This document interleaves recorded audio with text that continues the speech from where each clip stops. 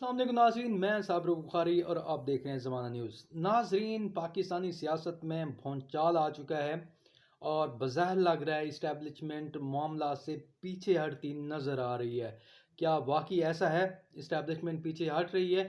इमरान रियाज इस हवाले से क्या कहते हैं वो सुने, देखें और फिर इस पर बात करते हैं। अली अमीन गंडापुर ने और बैरिस्टर गौहर ने, इन दो लोगों ने दोबारा जेल में जाकर इमरान खान साहब से मुलाकात की है और पाकिस्तान तहरीक इंसाफ ने एक शर्त और भी रखी है इमरान खान साहब के हवाले से कि एहतजाज मुअख्खर हो सकता है अगर ये शर्त मान ली जाए तो। अच्छा, इमरान खान साहब ने एक दिन पहले ये खबर चली थी, अलीमा खान साहिबा ने इसको कन्फर्म भी किया था कि अली अमीन गंडापुर को और बैरिस्टर गौहर को इमरान खान साहब ने इजाज़त दी कि आप जाकर एस्टेब्लिशमेंट से बातचीत कर लें, या वो कोई नुमाइंदगान अगर आपके सामने रखते हैं तो आप उनके साथ बातचीत कर लें। और तीन सूरतें या तीन शराइत हमारी है, और अगर वो शराइत मान ली जाती हैं या कोई रास्ता निकलता है तो मुज़ाकरात के ज़रिए से आगे बढ़ने में कोई कबाहत नहीं है। तीन शराइत जो इमरान खान साहब ने दिए उनमें एक तो ये कि उनका मैंडेट वापस किया जाए, दूसरी शर्त उनकी ये है कि जो अदलिया के साथ किया गया 26वीं आईनी तरमीम में उसे वापस किया जाए, तीसरी जितने भी बेगुनाह कैदी हैं उन सबको रिहा किया जाए जिन्हें सियासी तौर पे निशाना बनाया जा रहा है। अब अली अमीन गंडापुर और बैरिस्टर गौहर जब इस मरतबा गए थे मुलाकात करने के लिए, तो याद रहे कि इससे पहले जब वो मुलाकात करने जाते थे तो मुलाकातें नहीं करवाई जाती थी। ये थोड़े दिन पहले की बात है, जब अली अमीन गंडापुर साहब इमरान खान साहब से मिलना चाह रहे थे तो बाकायदा उन्हें हाई कोर्ट से रुजू करना पड़ा, अदालत से परमिशन लेकर उन्होंने जाकर इमरान खान साहब से मुलाकात की थी। वैसे मुलाकात हो ही नहीं रही थी, लेकिन अब ऐसा हो रहा है कि 2 दिनों में 2 लगातार मुलाकातें करवाई गई हैं और मुलाकातों का टाइम भी नहीं देखा गया, ये भी नहीं देखा गया कि आज मुलाकात का दिन है या नहीं है, और ये भी नहीं देखा गया कि मुलाकात कितनी देर तक होती है, यानी किसी किस्म की रुकावट नहीं थी। तो मतलब ये है कि वाकई में एस्टेब्लिशमेंट ने अली अमीन गंडापुर को अंगेज किया है और वो गंडापुर के ज़रिए से इस एहतजाज को ख़त्म करवाना चाहते हैं। इमरान खान साहब तक जब कुछ चीज़ें पहुँचाई गई, यानी जो ऑफ़र्स आई थी वो इमरान खान साहब को दी गई, जनाब ये चीज़ें हो जाएंगी, तो जो मेरी इत्तला है उसके मुताबिक तो ये है कि इमरान खान साहब ने जो डेडलाइन है उसको बढ़ाने से इनकार कर दिया है। लेकिन ट्रस्ट का एक डेफिसिट है ना, इमरान खान साहब से बहुत दफ़ा पहले वादे किए गए लेकिन सारे वादे तोड़ दिए गए। जनरल बाजवा के दौर से ये सिलसिला शुरू हुआ है कि अभी इलेक्शन हो जाएगा, अगले महीने इलेक्शन हो जाएगा, हम ये करवा देंगे, ये ना करें, ये करवा देंगे, वो ना करें, यहाँ से वापस चले जाएं, हम ये वाली बात मान लेंगे। लेकिन इमरान खान साहब को पाकिस्तान के सिस्टम ने बार बार धोखा दिया, और इतनी बार धोखा दिया है कि अब इमरान खान साहब कहते हैं जी पहले करो तो उसके बाद फिर देखते हैं। अभी वो अपनी कॉल एहतजाज की वापस नहीं ले रहे, और जुमेरात की रात तक की उन्होंने डेडलाइन दी हुई है इमरान खान साहब ने। अच्छा, ये मुज़ाकरात हो क्यों रहे हैं, ज़रा इसकी कुछ चीज़ें मैं आपको बता देता हूँ इनसाइडर कि ये चल क्या रहा है। देखिए, हमारे कुछ दोस्त हैं, उन्होंने इसके ऊपर अपनी राय भी दी है। पाकिस्तान तहरीक इंसाफ के लोग भी कह रहे हैं, कुछ जो इंडिपेंडेंट मीडिया है वो भी कह रहा है कि मुज़ाकरात की बातचीत चल रही है। अच्छा, ये क्यों शुरू हुई और क्यों चल रही है? कुछ फैक्टर्स हैं जिनकी वजह से ये मुज़ाकरात हो रहे हैं, कुछ पैगाम रसानियाँ हो रही हैं, और इनकी वजूहात हम देख लेते हैं। कुछ मुज़ाकरात जो है वो बैकडोर चैनल के ज़रिए से हो रहे हैं, और कुछ मुज़ाकरात जो है वो बराह रास्त हो रहे हैं। जैसा कि अटॉर्नी जनरल है, वो सबको पता है एस्टेब्लिशमेंट का आदमी है, तो उसने कहना शुरू कर दिया जी हम तो सफ़ेद झंडा लेकर खड़े हैं, या हम तो बैक फुट पे जा रहे हैं, बाकी सबको भी चाहिए कि वो बैक फुट पे जाएं, तो आहिस्ता आहिस्ता रास्ता निकालें। तो रास्ता निकालने की बातें हो रही हैं। फैसल वाडा ने ये स्टेटमेंट दे दिया कि जी हम इस हुकूमत का बोझ और नहीं उठा सकते। अब फैसल वाडा जो है वो माउथ पीस है एस्टेब्लिशमेंट के, तो उन्होंने एस्टेब्लिशमेंट के बिहाफ पे कहा कि इस हुकूमत का बोझ हम कब तक उठाएंगे, इन्हें खुद अपना बोझ उठाना पड़ेगा। अब हो ये रहा है कि अब तक जितनी मार पड़ी पाकिस्तान तहरीक इंसाफ को, वो पीएमएलएन ने जब जब मारा, या पीपल्स पार्टी ने, वो एस्टेब्लिशमेंट के साथ मिलकर मारा है। अब अगर एस्टेब्लिशमेंट इमरान खान साहब को नहीं मारती तो क्या ये दोनों जमातें मिलकर इतना मार सकती हैं कि तहरीक इंसाफ के लोगों को कुचल सके? तो मेरा जवाब है कि नहीं। अगर एस्टेब्लिशमेंट साथ ना दे तो ये वो सारा कुछ नहीं कर पाएंगे, क्योंकि देखें, एस्टेब्लिशमेंट के कहने पर ही पुलिस एक सर्टन लिमिट क्रॉस कर जाती है। उन्हें पता है बंदे भी मार दिए तो कोई गल नहीं, उन्हें पता है कि कितनी भी ज्यादती हमने कर दी, एस्टेब्लिशमेंट हमारे साथ है तो हमें कोई कुछ नहीं कहेगा। लेकिन सियासतदानों पे वो ऐसे एतबार नहीं करते। सियासतदानों पे एतबार करने वाले पुलिस वाले बहुत थोड़े हैं, उन्हें बहुत थोड़ी सी जगहों पे इस्तेमाल किया जा सकता है। तो पुलिस कभी भी ब्रूटैलिटी, फस्तायत और वो जुल्म और जबर की जो लेवल है उनको क्रॉस नहीं करती अगर सियासतदान कहें तो। हाँ, एस्टेब्लिशमेंट के कहने के ऊपर वो कर जाते हैं। अब फैक्टर्स कौन से हैं जिनकी वजह से ये मामला यहाँ पहुंचा है? नंबर 1 तो आलमी दबाव है, वो बढ़ता चला जा रहा है, और बढ़ते आलमी दबाव की वजह से एस्टेब्लिशमेंट परेशान है। यानी मैं आपको बता रहा था ना कि कनाडा से मज़ीद अभी 5 पटिशन आएंगी, तो उनमें से 2 जो है वो बिल्स आ गए हैं और उनकी तफसीलात जो है वो अब हर तरफ आ गई है। मैं उसकी मज़ीद तफसील आपको क्या बताऊं, लेकिन इसमें एक अली साहब हैं उन्होंने, और एक ताबिश साहब हैं गालिबन उनका नाम है, और 2-3 और लोग हैं, इन्होंने बड़ा किरदार अदा किया है। और लगातार ये बरतानिया के अंदर जो ओवरसीज़ पाकिस्तानी है, बरतानिया में भी और कनाडा में भी, इवन अमेरिका में भी, बल्कि अब तो हर मुल्क के अंदर ही। अभी मैं आपको एक तफसील बताऊंगा, एक बहुत बड़ी खबर आई है मेरे पास, लेकिन हर तरफ जो है वो पाकिस्तानियों ने बड़ा रोल प्ले किया है। तफसीलात मैं आपको इसकी बाद में बताऊंगा, लेकिन अभी अपनी खबर पे वापस आते हैं।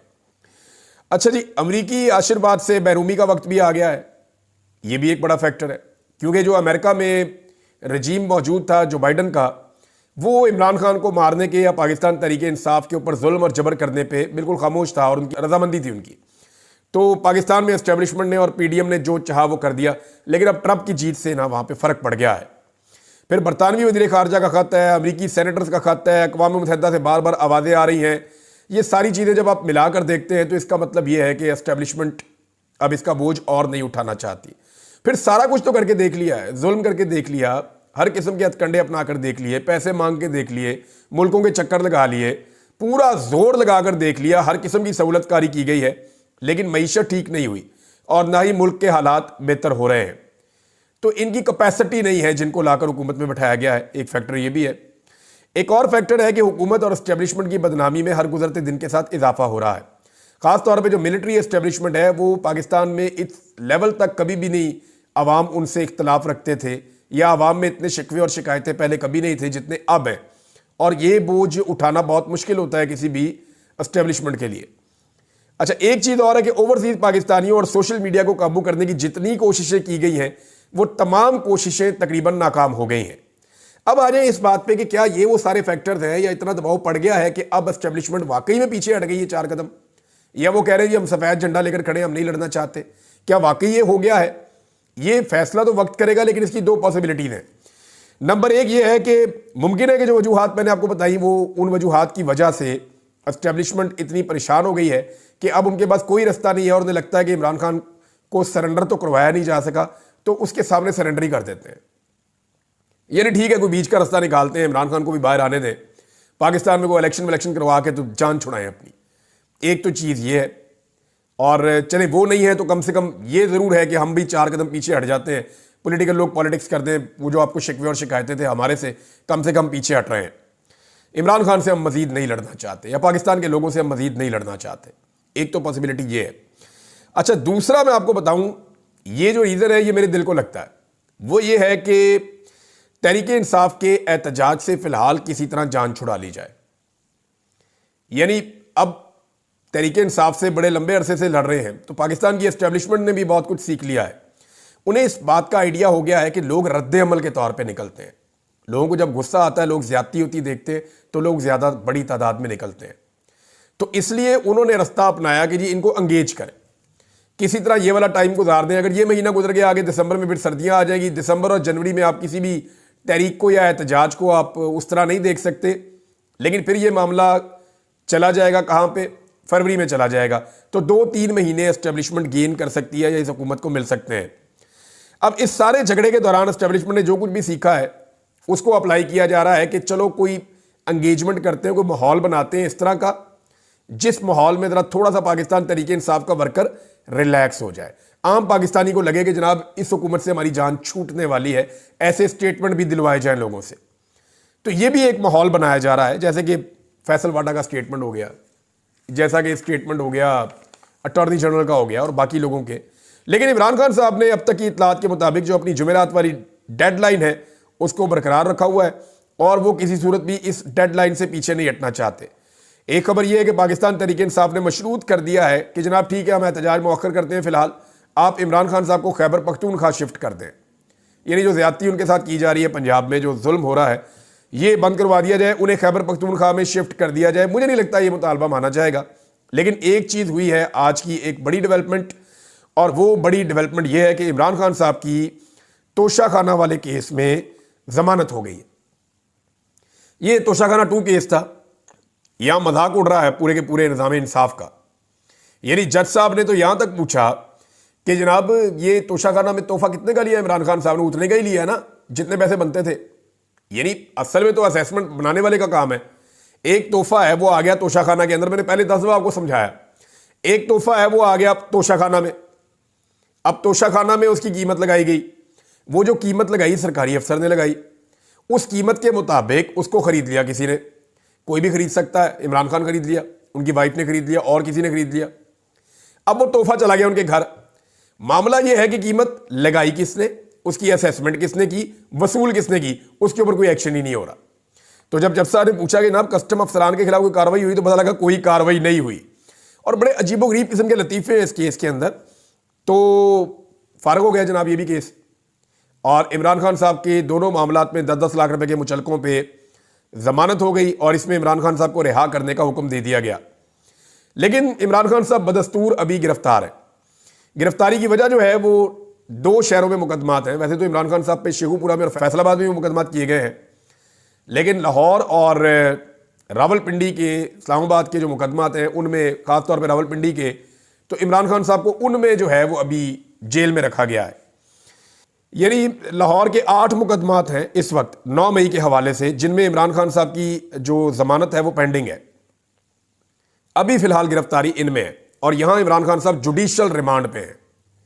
यानी अब एक साबिक वजीर आजम, जो कौमी हीरो भी है, जो आलमी लेवल का लीडर है, और पाकिस्तान का सबसे बड़ा पॉलिटिकल लीडर है आज की तारीख का, वो फौजदारी मुकदमात में सिर्फ जुडिशल रिमांड पे जेल में मौजूद है। यह भी एक लो लेवल है पाकिस्तान का, एक नया रिकॉर्ड पाकिस्तान में लग रहा है। बहरहाल फौजदारी मुकदमे में इमरान खान साहब अभी अंदर हैं। 8 केसेस हैं जहां पे उनकी जमानत दायर हो चुकी है। 30 नवंबर को लाहौर में इंसदाद दहशतगर्दी की अदालत में इसकी समाअत होगी, और यहां पे अगर इमरान खान साहब को बेल मिलती है तो फिर उनको छूट जाना चाहिए। लेकिन अगर फिर गिरफ्तार रखना होगा तो फिर किसी और शहर के किसी मुकदमे के अंदर गिरफ्तारी डाल दी जाएगी। तो ये निज़ाम अगर 500 साल भी चाहे ना, तो इमरान खान साहब को जेल में रख सकता है। अब मामला यह है कि क्या एस्टेब्लिशमेंट वाकई इमरान खान साहब के साथ कोई मामला तय करना चाहती है। तो इमरान खान साहब की शर्तें बड़ी कड़ी हैं।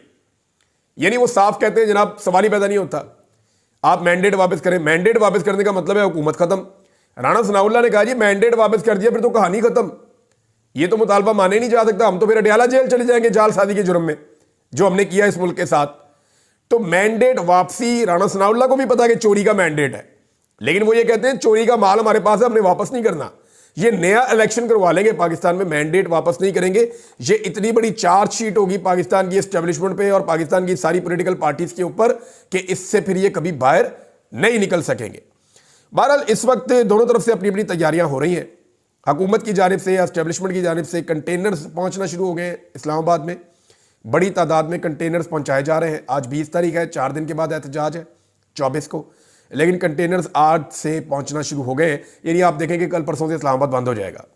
फिर रेंजर्स और एफसी की भारी नफरी को बुला लिया गया है, क्योंकि पुलिस कम पड़ गई है, तो रेंजर्स को और एफसी को भी बुलवाया गया है।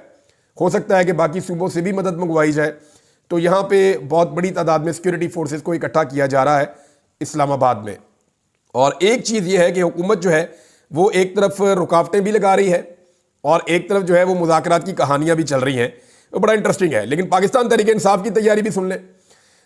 मुख्तलिफ जर्नलिस्ट हैं, उन्होंने मेरे से बात की, उन्होंने बताया, और कुछ जो लोकल्स हैं इस्लामाबाद रावलपिंडी के, उन्होंने ये क्लेम किया कि बहुत सारे जो पाकिस्तान तहरीक इंसाफ के दरीना कारकुन हैं या आम शहरी हैं जो इस वक्त इमरान खान साहब के नज़रिए के साथ खड़े हैं, वो बहुत बड़ी तादाद में, हज़ारों की तादाद में लोग इस्लामाबाद और रावलपिंडी में मौजूद हैं। और वो गुज़िश्ता चंद दिनों से अपने अपने रिश्तेदारों के आसपास घरों में इधर उधर जानने वालों के वो आ गए हैं। और वो यहाँ पे इसलिए रुके हुए हैं कि ये ऐसा मौका है कि इमरान खान साहब ने कॉल दी हुई है और रावलपिंडी और इस्लामाबाद के रास्ते खोलने हैं 24 तारीख को, ताकि सारे पाकिस्तानी वहाँ पर पहुँच सकें। तो एक तरफ पाकिस्तान तहरीक इंसाफ की ये तैयारी भी रिपोर्ट हो रही है। अब दोनों तरफ की रिपोर्टें आती हैं, हम आपको बता देते हैं।